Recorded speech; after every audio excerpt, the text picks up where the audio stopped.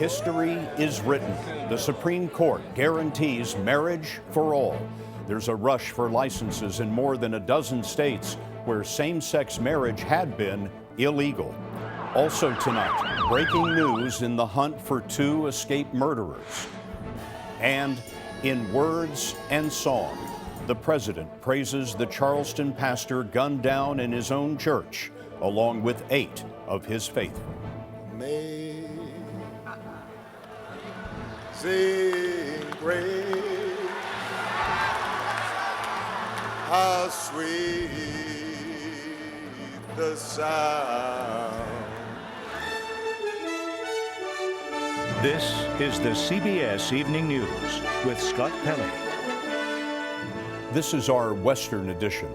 Today, in one of the most momentous civil rights decisions in its history, the Supreme Court of the United States found that gay and lesbian Americans have a constitutional right to marry. Cheers shook the courthouse steps. Licenses were issued and weddings performed in states where such marriages were outlawed. The vote in Obergefell versus Hodges was 5-4. The dissents were vehement, led by Chief Justice John Roberts. But the majority, led by Justice Anthony Kennedy, found its justification in the 14th Amendment, written after the Civil War to extend equal protection under law to freed slaves. This court decided equal protection and due process also include same-sex couples. Here's our chief legal correspondent, Jan Crawford. It was a ruling decades in the making. A hard-fought victory for the right to marry, guaranteed in a landmark decision that emphasized equality for gays and lesbians and the full promise of liberty. Writing for the court, Justice Anthony Kennedy said same-sex couples seek not to denigrate marriage, but rather to live their lives joined by its bond. Their hope is not to be condemned to live in loneliness, he wrote, excluded from one of civilization's oldest institutions. They ask for equal dignity in the eyes of the law. The Constitution grants them that right. The court said laws that ban same-sex marriage impose stigma and injury, no different from the hurt that resulted from laws barring interracial unions. President Obama, who had opposed same-sex marriage until just 3 years ago, hailed the decision as a victory for America. When all Americans are treated as equal, we are all more free. The president called the man at the center of the case Jim Obergefell, who fought Ohio's refusal to recognize his out-of-state marriage to his longtime partner and was in the courtroom when Kennedy announced the decision. And he started reading, and I started crying. And I cried throughout almost his entire ruling. Kennedy acknowledged the historical definition as between a man and a woman, but wrote of changed understandings of marriage, saying new dimensions of freedom become apparent to new generations. In a scathing dissent, Justice Antonin Scalia said the opinion's showy profundities are often profoundly incoherent. All 4 of the court's conservatives wrote dissents saying the issue should be left to the states. Scalia said today's decision ignores the will of the voters to impose the judgment of an elite few, a select, patrician, highly unrepresentative panel of 9. And Chief Justice John Roberts encouraged same-sex marriage supporters to celebrate today's decision, celebrate the achievement of a desired goal, but do not celebrate the Constitution. It had nothing to do with it. But it's Justice Kennedy who's been the decisive voice affirming gay rights under the Constitution in 4 separate major opinions over the past 20 years. Those cases will be his legacy, Scott, putting gays and lesbians on equal ground. Jan Crawford on the steps of the court for us this evening. Jan, thank you. So June 26, 2015 will be remembered as the day same-sex marriage began to disappear from our national conversation. From now on, it's likely to be known just as marriage. Carter Evans is following the reaction. Outside San Francisco City Hall, supporters waited anxiously for the decision to come down. Kate Kendall is with the National Center for Lesbian Rights. It's a hell of a day! Today, America walks the talk of equal justice under law. Gentlemen, would you please join hands? Inside City Hall, Mark Streeter and Hein Nguyen exchanged vows. I now pronounce you spouses for life. Congratulations. Same-sex marriage was already legal in California, but it was also a long road to get there, with voters, legislators, and courts going back and forth on the issue for 9 years. California Lieutenant Governor Gavin Newsom was mayor of San Francisco and first opened City Hall to same-sex marriage in 2004. This is now the law of the land. Yeah, it's incredible. Who would have imagined? In New York, hundreds marched in victory through the streets, and there were long lines for marriage licenses in Dallas, Texas. In Ohio, 2 men finally tied the knot after being together for 20 years. Matthew Manziel and John Espejo were plaintiffs in one of the cases before the Supreme Court. They're now celebrating their new right. We shouldn't have to say it's a gay marriage or it's a regular marriage. It's just marriage. Lieutenant Governor Newsom says today's ruling is just another step. People still have strong bigotry. People don't always share it. There's still laws on the books that allow you to be fired if you're gay. There's still laws in the book that deny you to get a table at a restaurant in this country. Here in California, where same-sex marriage has been legal since 2013, gay couples are still feeling a sense of relief today. Scott, they tell me they can now go anywhere in the country and enjoy the same rights they have here. Carter, thank you very much. Now, the ruling does not take effect for 3 weeks, and 3 states, Mississippi, Louisiana, and North Dakota, said they won't issue licenses yet. But others complied immediately. And in Texas, George Harris and Jack Evans became the first to be married in Dallas County. They have been together for 54 years. Still, many in the nation were dismayed by the ruling, including Alabama Governor Robert Bentley. I, like 81% of the people of Alabama, believe that marriage is at least on the biblical sense is defined as between one man and one woman. We have to go obviously by what the courts say, but I certainly can disagree with them, and I do. But with today's ruling, Alabama and these 13 additional states will join the rest of the union, making same-sex unions the law of the land. Now, there's breaking news tonight in the hunt for 2 killers who broke out of maximum security in northern New York State. Anna Werner has the latest. Scott, that's right. In a dramatic turn late this afternoon, state police confirmed that one of the 2 escapees, Richard Matt, has been shot and killed, and they are still on the hunt for the second escapee, David Sweat.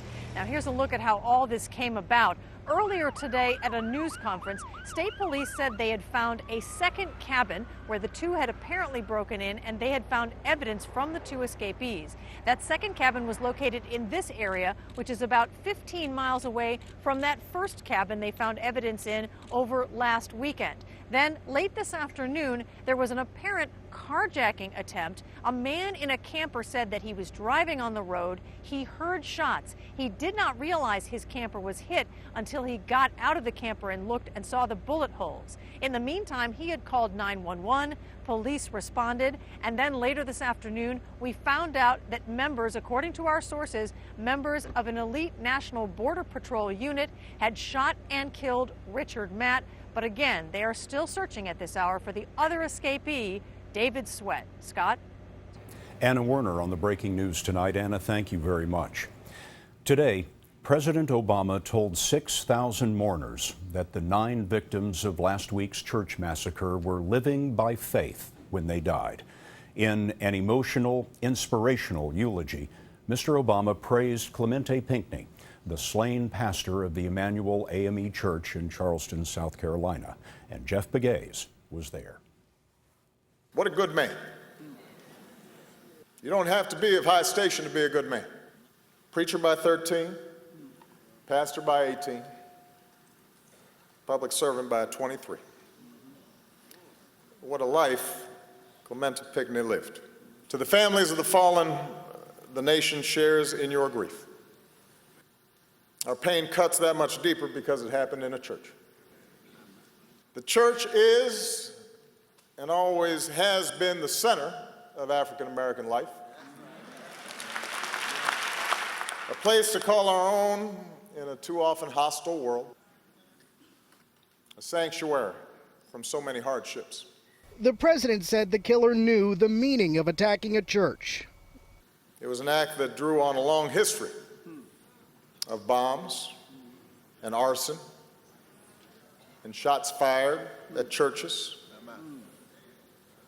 Not random, but as a means of control, a way to terrorize and oppress.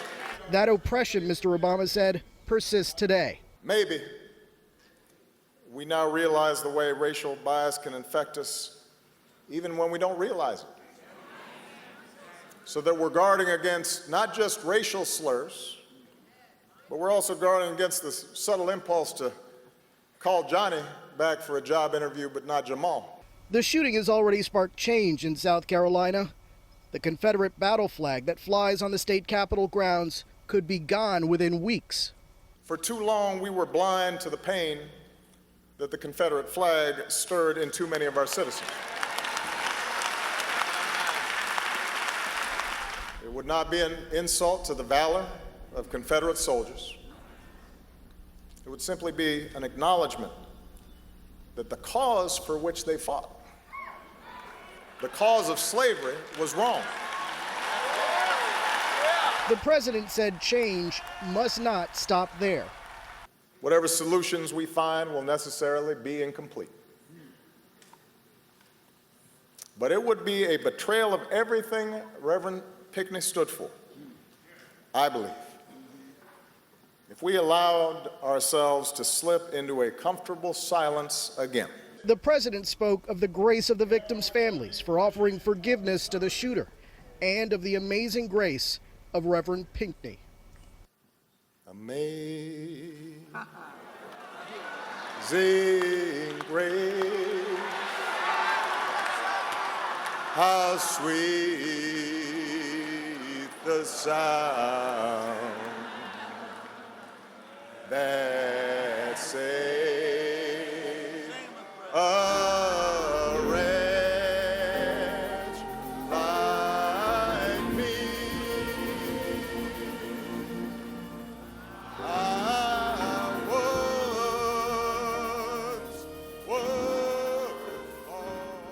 I was That was Jeff Pegues reporting. The funeral was in a basketball arena, but that wasn't nearly big enough. Michelle Miller spoke to some of the mourners. This is the day that the Lord has made. The spirit of the church spilled onto the streets of Charleston today. For some, it brought back memories of Martin Luther King. Pinckney was like a modern-day MLK. He was all about doing the right thing. And he was if you knew him, he was a real nice person. Patrick Emerson, a Charleston resident for more than a decade, thought it was important to bring his 14-year-old son. The grief that everybody has felt has been a huge unifying factor. Please back up.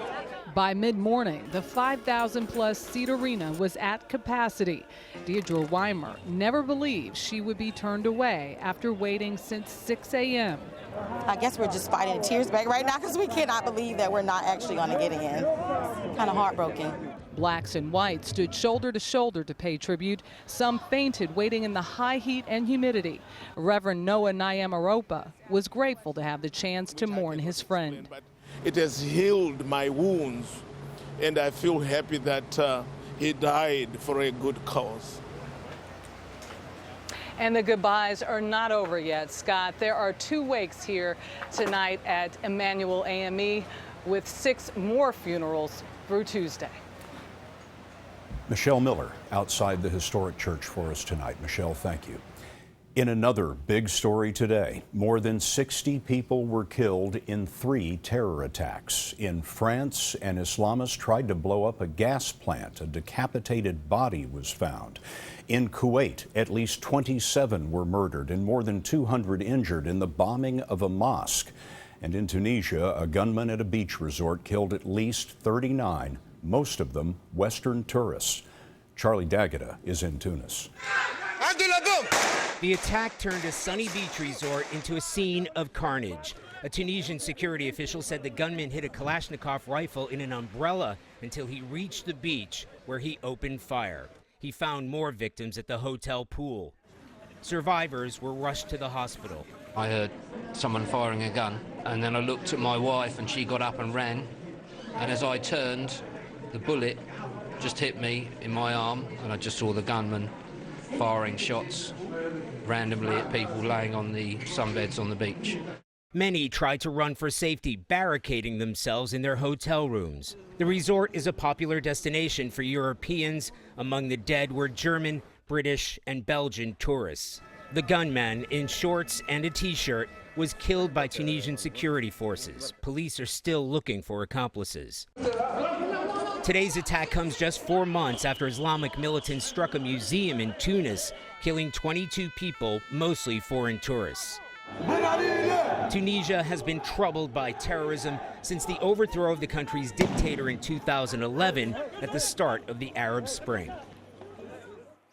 Police have identified the shooter as a young Tunisian student who is not on any terror watch list. It is the kind of attack that ISIS encourages and inspires. But, Scott, at this point, no group has come forward to claim responsibility. Charlie, thanks very much. In a moment, Steve Hartman looks at how far America has come and the search for an Olympic sailor missing off Florida when the CBS Evening News continues. Tonight's On the Road segment is sponsored by Liberty Mutual Insurance. See car insurance in a whole new light.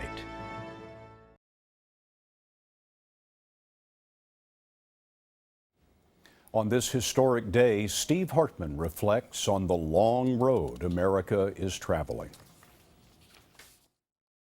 It's been nearly 50 years since CBS News first took on the subject of gay rights. It was in a documentary. You'll recognize the host, Mike Wallace, but you won't recognize your country. Most Americans are repelled by the mere notion of homosexuality.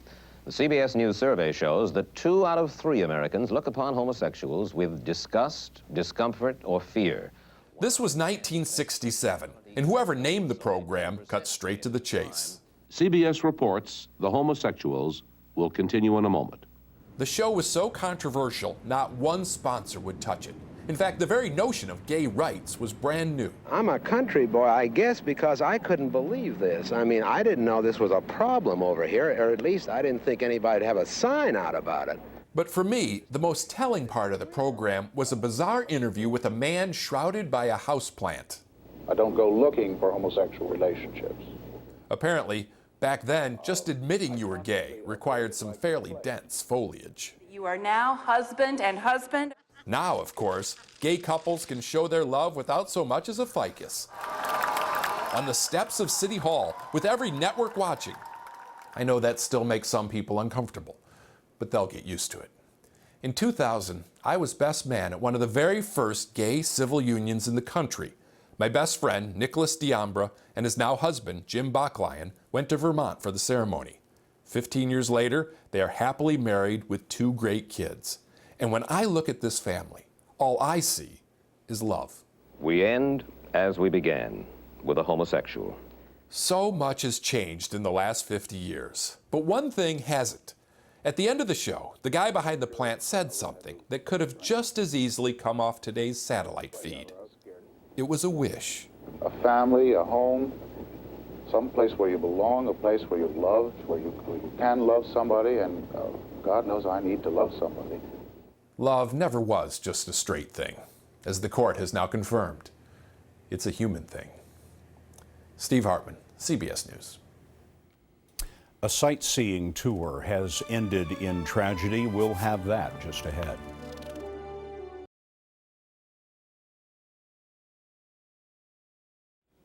Nine people were killed yesterday when a sightseeing plane crashed in Alaska. The wreckage is at the base of an 800-foot cliff in a national park near Ketchikan.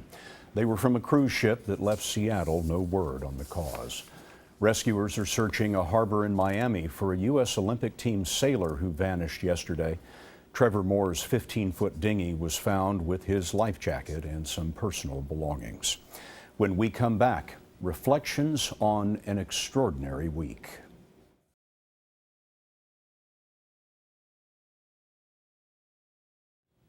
We'd like to end with a thought about these remarkable 5 days. The first American idea that all men are created equal has never been honored. It was aspiration more than declaration. And so the struggle for progress has been the inheritance of every American since. Pressure for equality builds, and once in a great while, like a tectonic fault, there is a sudden lurch forward. That's the quake we felt this week. On Monday, South Carolina moved to strike the Confederate battle flag. Overnight, there was a national rush to obliterate relics of oppression. Shopkeepers in state houses couldn't remove them fast enough, as if they'd been noticed for the first time. Today, the trimmer moved the stone at the court, shifting the words carved there nearer to the truth. Millions of Americans, for the first time in our history, achieved their equal justice under law. The African-American poet Langston Hughes wrote, "Let America be America again. It never was America to me. The truths, self-evident at our founding, are not self-fulfilling. We, the people, are founding today the America that was promised." And that's the CBS Evening News for tonight. For all of us at CBS News all around the world, I'm Scott Pelley, and I'll see you Sunday on 60 Minutes. Good night.